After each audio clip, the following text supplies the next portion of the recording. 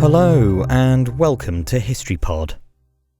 On the 15th of December 1851, over 14,000 Australian gold miners gathered at Forest Creek in Victoria for a protest known as the Monster Meeting.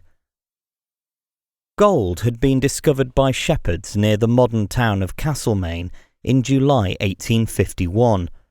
However, it wasn't until a letter from John Worley, one of the men who had found the precious metal, was published in a Melbourne newspaper at the start of September, that gold fever on an unprecedented scale seized the people of Victoria. By December, an estimated 25,000 people had arrived in the area to work the riverbeds and the creeks in the hope of finding gold.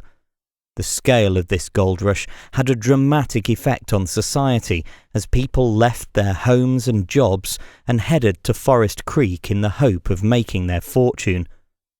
To slow the rush, Victoria Governor Charles La Trobe had introduced a 30 shillings gold licence that was payable each month by every digger, irrespective of whether gold was found on their plot or not.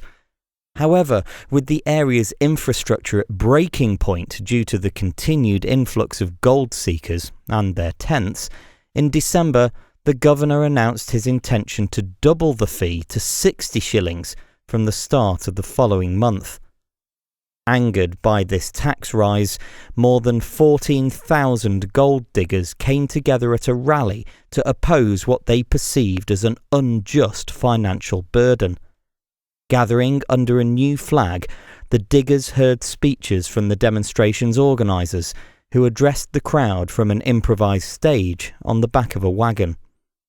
On December the 24th, the Government Gazette confirmed that La Trobe had taken the decision to reverse the tax increase. The gold licence remained at 30 shillings a month.